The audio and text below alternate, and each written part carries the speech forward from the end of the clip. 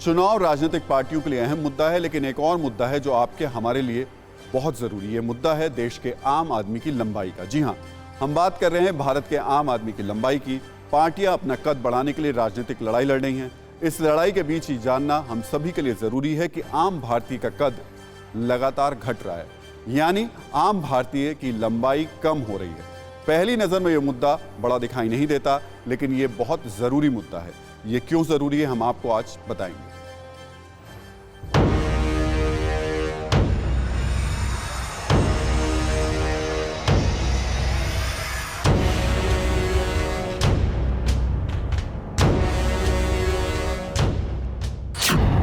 जिन्ना, जाति, कैराना जैसे जुमलों से देश के नेता और पार्टियां अपना कद बढ़ाने की ताक में हैं।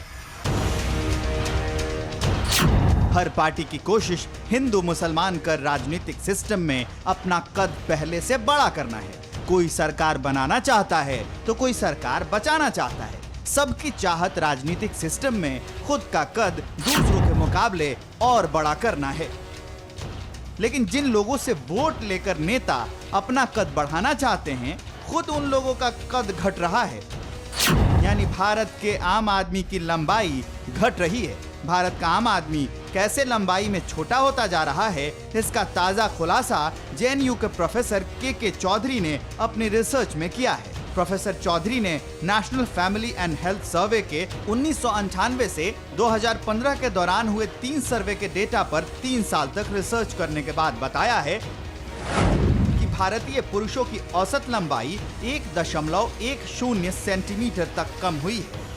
भारतीय महिलाओं की औसत लंबाई 0.42 सेंटीमीटर तक कम हुई है।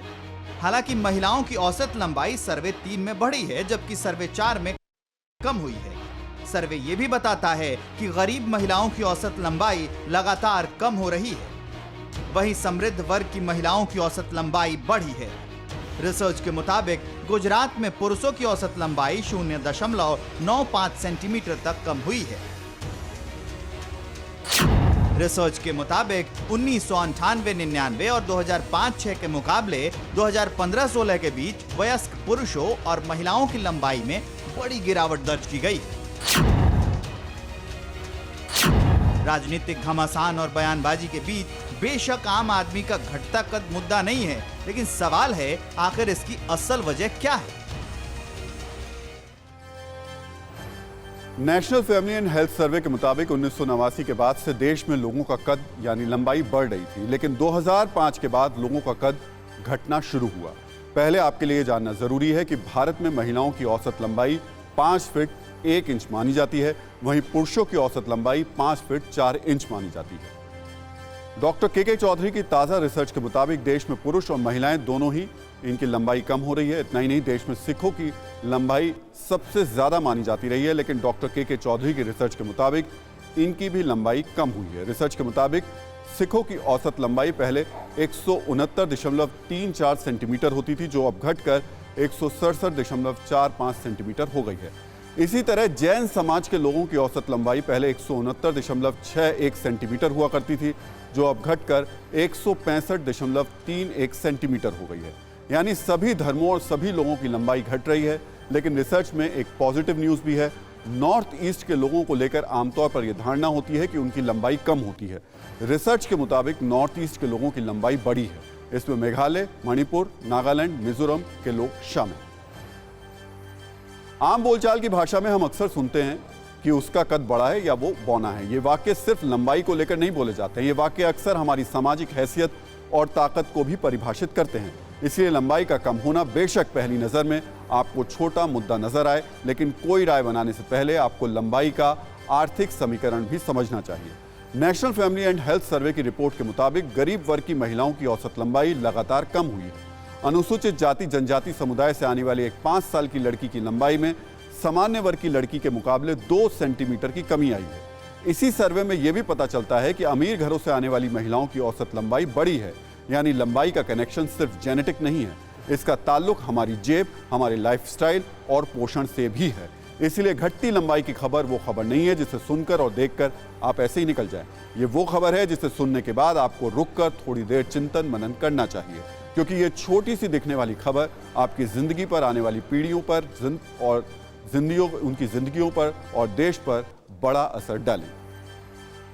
महंगाई आम आदमी का कद घटा रही है। इस वाक्य को अगर हम आम दिनों में बोले तो मतलब होगा कि खरीदारी करने की हमारी ताकत घटी है।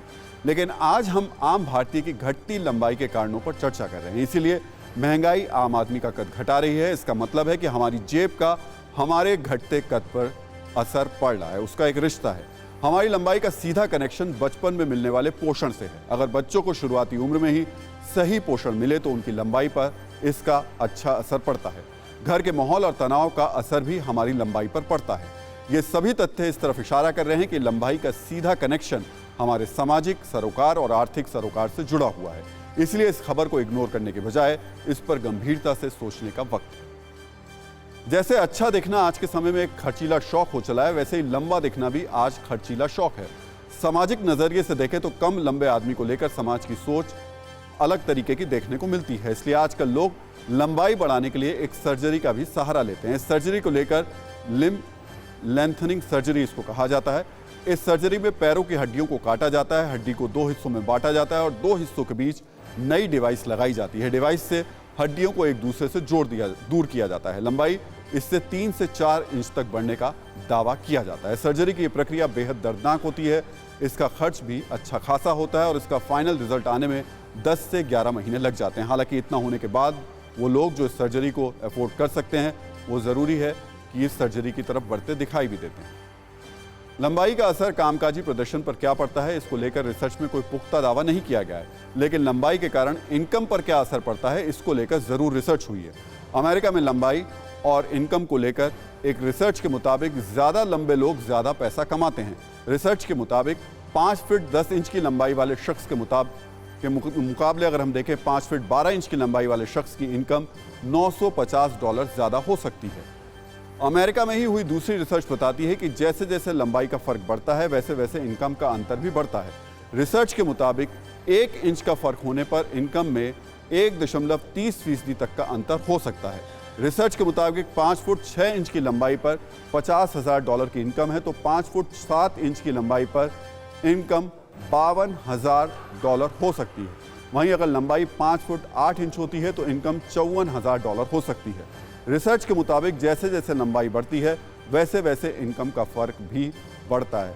हालांकि ये रिसर्च है और रिसर्च ज़रूरी नहीं कि हर जगह ठीक होती है, क्योंकि आप अपने आसपास देखेंगे तो इनकम और कद का कोई तालमेल, कोई कॉम्बिनेशन देखने को वैसे मिलता नहीं है। अड़ी सोमवार से शुक्रवार शाम 6 बजे सिर्फ TV9 भारतवर्ष पर। देश बनता है अपने नागरिकों से।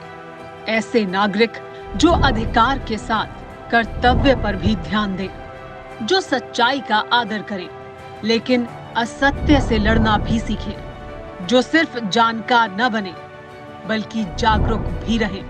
इस काम में TV9 डिजिटल है आपका मददगार लगातार, ताकि आप भीड़ का हिस्सा न बने बल्कि राह दिखाएं भीड़ को। देखते रहिए TV9 डिजिटल।